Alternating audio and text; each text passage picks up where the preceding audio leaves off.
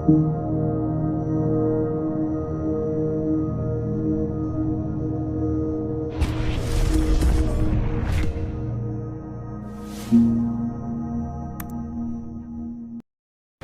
Guys, welcome back to my YouTube channel S की study life में आपका स्वागत है। बहुत ही इंपॉर्टेंट टॉपिक के साथ आप लोगों से मिल रही हूँ। जीएस का वेटेज हर एग्ज़ाम में सबसे ज़्यादा होता है, इसलिए आज बहुत सारे इंपॉर्टेंट क्वेश्चंस मैंने इसमें रखे हैं। वीडियो में अंत तक बनने का प्रयास कीजिएगा, क्योंकि मुझे लगता है अगर आप फुल वीडियो देखोगे तो आपके बहुत सारे क्वेश्चंस तैयार हो जाएंगे। तो स्टार्ट करते हैं आज के इंपॉर्टेंट सेशन को। अगर आप पहले विजिट करें और मेरे पढ़ाने के बाद आपको लगता है कि मेरे चैनल सब्सक्राइब कर लेना चाहिए तो कर लीजिएगा। पहला प्रश्न यहाँ पे क्या कह रहा है, डिस्कवरी ऑफ इंडिया पुस्तक की रचना किसने की है। डिस्कवरी ऑफ इंडिया पुस्तक की रचना किसने की है, तो इसका उत्तर है जवाहरलाल नेहरू ने। अब जवाहरलाल नेहरू ने डिस्कवरी ऑफ इंडिया पुस्तक की रचना की, तो सिर्फ एक पुस्तक की रचना नहीं की थी, बहुत सारी और पुस्तकें हैं, तो वो आप नोट कर लीजिएगा। जैसे कि letters from a father to his daughter, letters from a father to his daughter, bunch of old letters, क्या है, बंच ऑफ ओल्ड लेटर्स है, glimpses of the world history है। ये सारी किसकी पुस्तकें हैं, जवाहरलाल नेहरू की हैं, तो ये सारी आप नोट कर लीजिएगा। बहुत ही इंपॉर्टेंट पुस्तकें हैं गाइज। मैं एक प्रश्न में कई सारी चीज़ें बताऊंगी। प्रश्न एक होगा क्वेश्चन, उसमें समथिंग 5-6 और ऐड करूंगी, तो वीडियो में अंत तक बने रहिएगा और सारे के सारे क्वेश्चन अच्छी प्रकार से समझिएगा। अपने को लिखने का टाइम नहीं तो आप स्क्रीनशॉट ले सकते हो। फिर बात करते हैं दूसरे वाले क्वेश्चन की। इन क्वेश्चनों में अक्सर लोगों को कन्फ्यूजन होता है, इसलिए मैंने एक क्वेश्चन साथ में रखे हैं। तो क्वेश्चन है, रीडिस्कवरी ऑफ इंडिया पुस्तक की रचना किसने की है। प्रश्न क्या है, रीडिस्कवरी ऑफ इंडिया पुस्तक की रचना किसने की है, तो इसका उत्तर है मेघनाथ देसाई ने। मेघनाथ देसाई ने रीडिस्कवरी ऑफ इंडिया पुस्तक की रचना की है, और डिस्कवरी ऑफ इंडिया पुस्तक की रचना जवाहरलाल नेहरू ने की थी। अब बात करते हैं मेघनाथ देसाई की पुस्तकें और कौन कौन सी हैं। The poverty of political economy किसकी पुस्तक है, मेघनाथ देसाई की। फिर गाइज बात करते हैं 3 नंबर क्वेश्चन की, ये देखिएगा, द इनसाइडर पुस्तक के लेखक कौन है। द इनसाइडर पुस्तक के लेखक कौन है, पीवी नरसिम्हा राव। कौन है, पीवी नरसिम्हा राव। बहुत ही इंपॉर्टेंट क्वेश्चन है, इसे आप नोट कर लीजिएगा गाइस। तो अब बात करते हैं 4 नंबर क्वेश्चन की, 5 पॉइंट समन पुस्तक के लेखक कौन है। बहुत ही इंपॉर्टेंट पुस्तक है, तो इसके लेखक हैं चेतन भगत। कौन है, चेतन भगत। और चेतन भगत की और पुस्तकों की बात करें तो the 3 mistakes in my life, revolution 2020, 400 days, 5 point someone ने आपको बताया ही, हाफ गर्लफ्रेंड। हाफ गर्लफ्रेंड तो आप जानते हो, मूवी भी आई है, तो वही है। ये सारी चेतन भगत की पुस्तकें यहाँ पे इसे नोट कर लीजिएगा। फिर आते हैं 5 नंबर क्वेश्चन पे, लज्जा पुस्तक की रचना किसने की है। लज्जा पुस्तक की रचना किसने की, बहुत ही इंपॉर्टेंट पुस्तक है आप लोगों के लिए, एग्जाम में ज़्यादातर पूछी जाती है। तो गाइस, लज्जा पुस्तक की रचना किसने की है, तो उसका उत्तर तस्लीमा नसरीन। जो तस्लीमा नसरीन है वो लज्जा पुस्तक की लेखिका हैं। बहुत ही महत्वपूर्ण प्रश्न है, अक्सर मॉक टेस्ट में पूछा जाता है, तो इसीलिए आप इसे नोट कर लीजिएगा, अच्छी प्रकार से समझ लीजिएगा। ये और पुस्तकों की बात करें तो अमर है, मेबेला, लज्जा, निषिद्ध, फ्रेंच लवर, ये सारी पुस्तकें तस्लीमा नसरीन की। आई होप आपको यहाँ तक वीडियो समझ में आया होगा, और अगर आए तो लाइक करके कमेंट सेक्शन में ज़रूर ही बताइएगा, अपना ओपिनियन से शेयर कीजिएगा। गाइज, अगर आपको लग रहा है कि मैं थोड़ा अच्छा पढ़ा रही हूँ तो लाइक करके मुझे मोटिवेट कीजिएगा, और शेयर भी कर दीजिए अपने फ्रेंड्स फैमिली में। अगला क्वेश्चन क्या है, भारत के राष्ट्रपति पर महाभियोग किस अनुच्छेद में बताया गया है। इसका उत्तर अनुच्छेद 61 है। अर्धन्यायिक प्रक्रिया है, महाभियोग लगाना किस प्रकार की प्रक्रिया है, तो अर्धन्यायिक प्रक्रिया है। गाइज, अगर मैं आपको बताऊं कि राष्ट्रपति का जो पद है, वो जितनी चीज़ें होती हैं राष्ट्रपति के अंतर्गत, वो सारी आप नोट कर लीजिएगा गाइज। तो इसमें जो क्वेश्चन की अगली बात करूँ मैं, राष्ट्रपति के अंतर्गत ही चीज़ें आती हैं। जो अनुच्छेद 52 हमारा है वो भारत का राष्ट्रपति होगा, ये बताता है। अगर अनुच्छेद 53 की बात करें तो संघ की कार्यपालिका की शक्ति जो राष्ट्रपति में निहित होती है। फिर अनुच्छेद 54 की बात करें, राष्ट्रपति का निर्वाचन बताया गया है इसमें। फिर बात करें अनुच्छेद 55 की, राष्ट्रपति के निर्वाचन की रीति यानी किस प्रकार रीति है।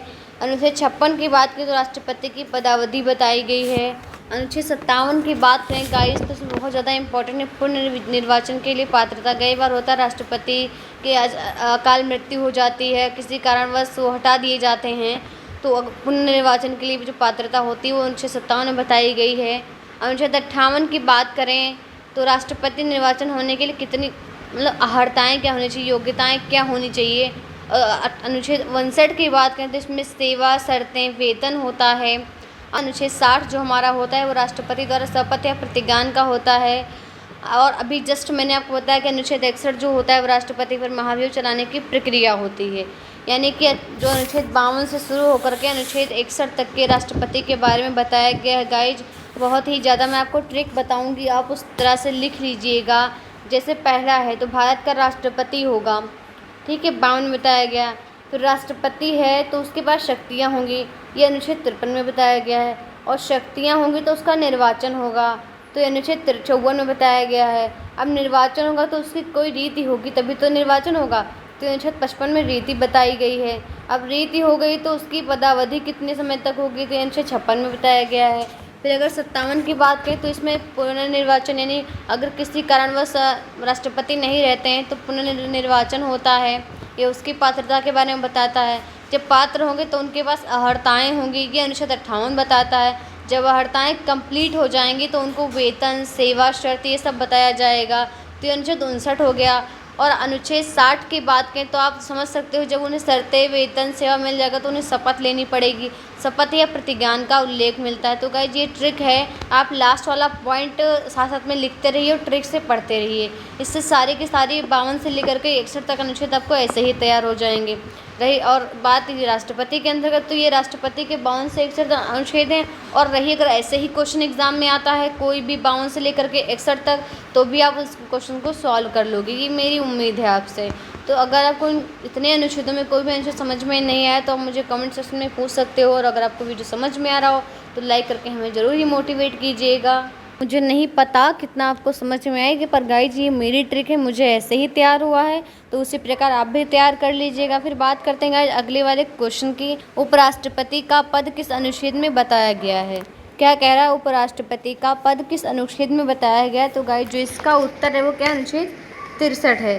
क्या है, अनुच्छेद 63 है। अब गाइज आप उपराष्ट्रपति के बारे में सब कुछ जान लीजिए। आपको पता हो गया जो अनुच्छेद 63 है वो उपराष्ट्रपति का पद है, ठीक है। अब बात करते हैं 64 की, तो उपराष्ट्रपति का राज्यसभा का पदेन सभापति होना। 64 क्या बताता है, उपराष्ट्रपति का राज्यसभा का पदेन सभापति होना। फिर बात करते हैं 66 की, उपराष्ट्रपति का निर्वाचन, अनुच्छेद 66 में बताया गया है। फिर अनुच्छेद 67 में बताया गया उपराष्ट्रपति की पदावधि। क्या बताया गया 67 में, उपराष्ट्रपति की पदावधि। फिर गाइस जो अनुच्छेद 67 का खा है उसमें उपराष्ट्रपति को हटाने का प्रावधान है, किसमें, अनुच्छेद 67 का खा में। फिर बात करते हैं अनुच्छेद 69 में, उपराष्ट्रपति द्वारा शपथ या प्रतिज्ञान लेना। उपराष्ट्रपति द्वारा शपथ या प्रतिज्ञान लेना, ये सब मैंने आपको उपराष्ट्रपति के बारे में बताया। तो आई होप आपने सारे क्वेश्चंस नोट कर लिए होंगे, या कोई भी क्वेरीज होती है तो आप मुझे कमेंट सेक्शन में पूछ सकते हो। अगर आपको यहाँ तक ये वीडियो समझ में आया तो आप मैं लाइक करके ज़रूर ही मोटिवेट कीजिएगा। फिर अगले वाले क्वेश्चन पे आते हैं।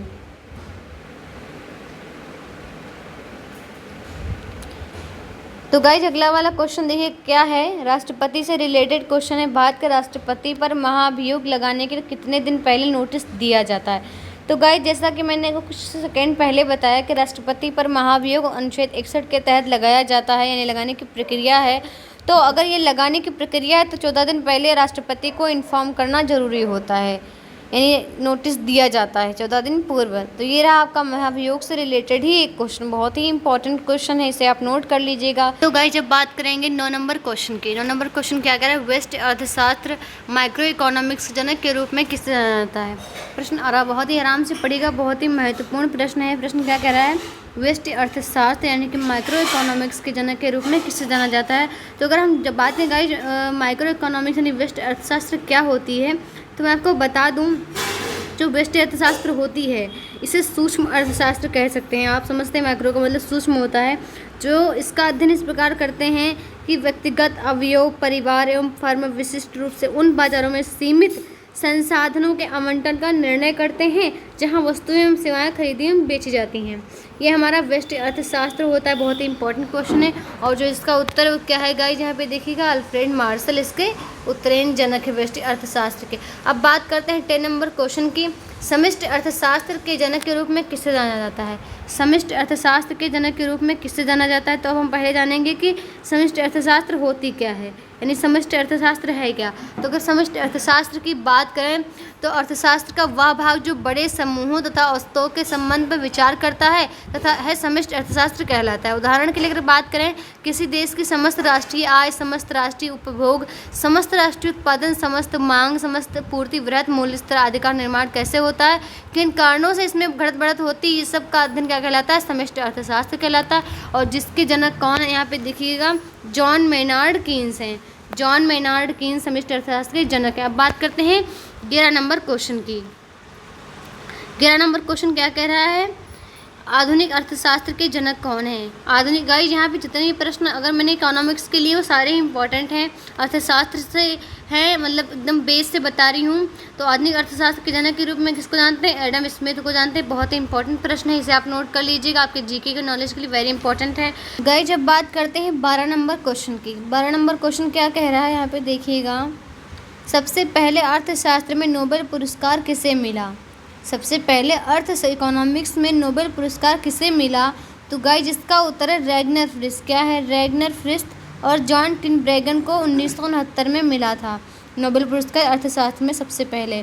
फिर गाइज बहुत ही महत्वपूर्ण प्रश्न है, अर्थशास्त्र से है। फिर बात करते हैं 13 नंबर क्वेश्चन की। तो गाइज 13 नंबर क्वेश्चन क्या कह रहा है यहाँ पे देखिएगा, अर्थशास्त्र का नोबेल पुरस्कार किस वर्ष में स्थापित किया गया था। सबसे पहले किसको मिला था, रैगनर फ्रिस्ट एंड जॉन टिनब्रेगन को 1969 में मिला था। और स्थापित कब हुआ था, 1968। आप गेस कर सकते हो कि सबसे पहले जब मिला तो उससे 1 वर्ष पूर्व ही इसकी स्थापना हुई थी नोबेल पुरस्कार के 1968 में।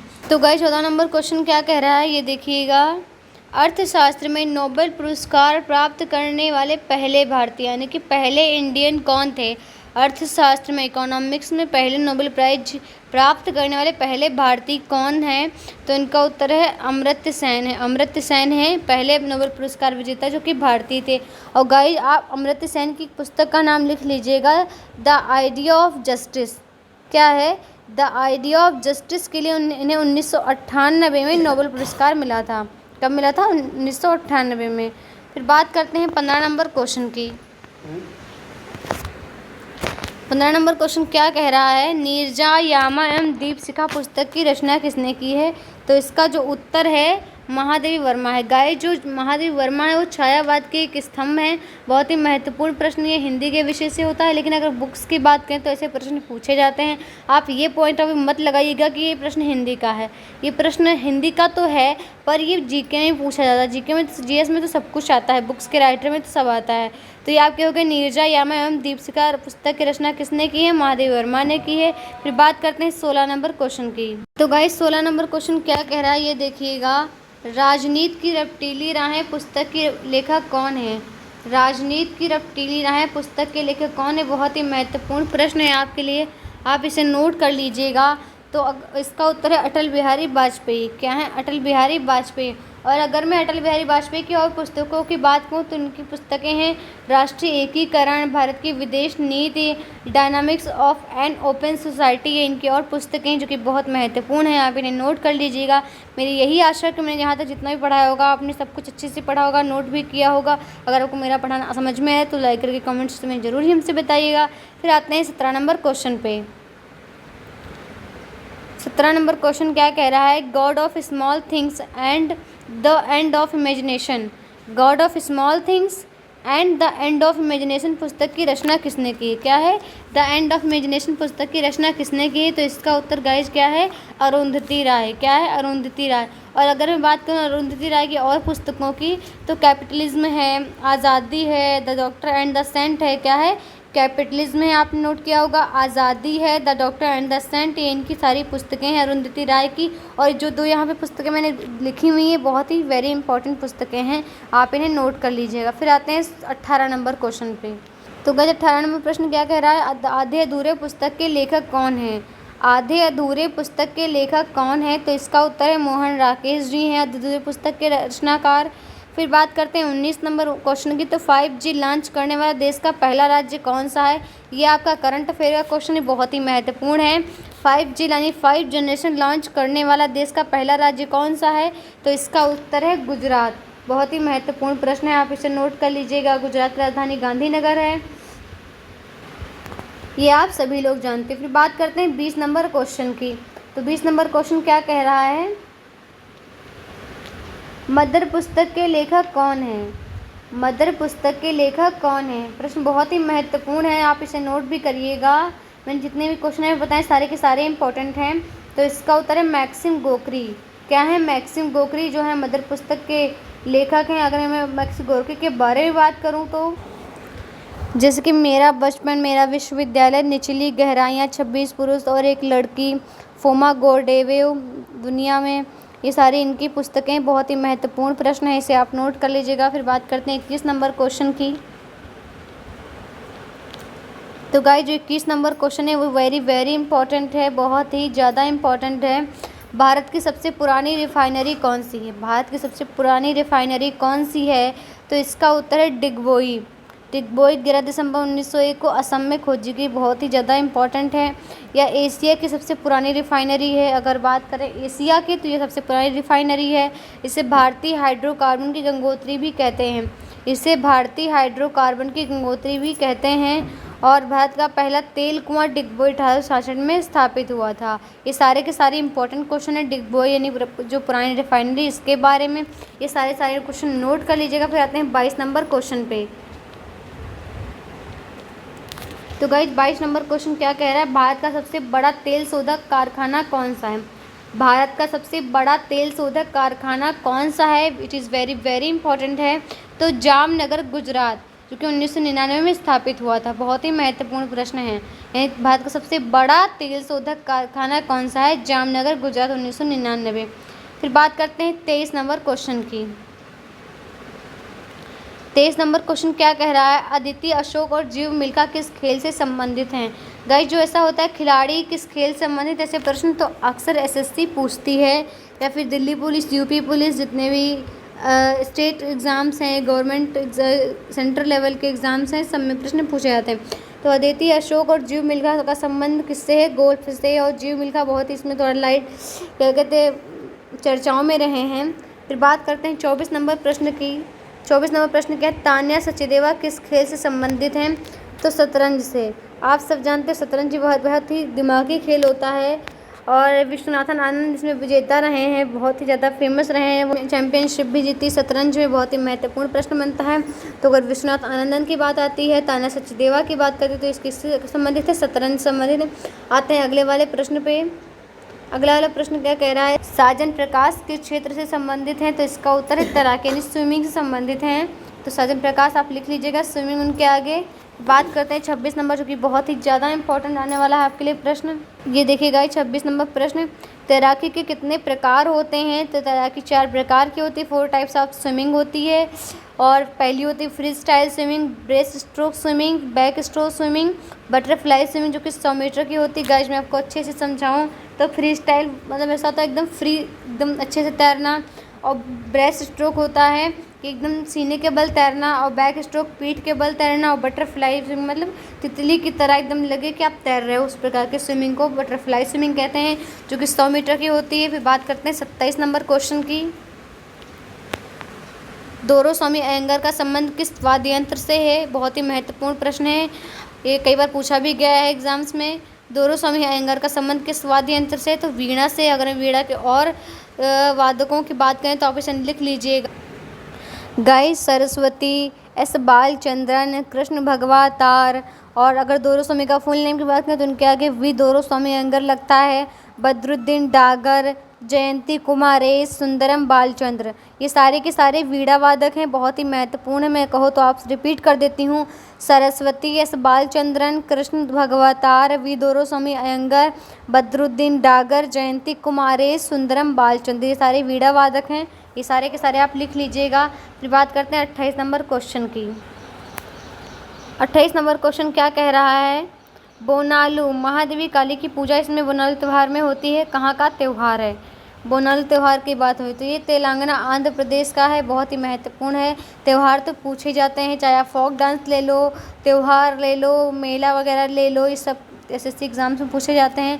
तो अगर मैं बात करूँ तेलंगाना के और आंध्र प्रदेश के और त्योहारों की तो आप उन्हें नोट कर लीजिएगा। तो गाइज आप आंध्र प्रदेश के लिख लीजिएगा, फ्लैमिंगो, कल्याणोत्सव, एलेम्मा जतारा, दुर्गम्मा, लुम्बनी, लुम्बिनी 3 दिन के लिए दिसंबर में मनाया जाता है।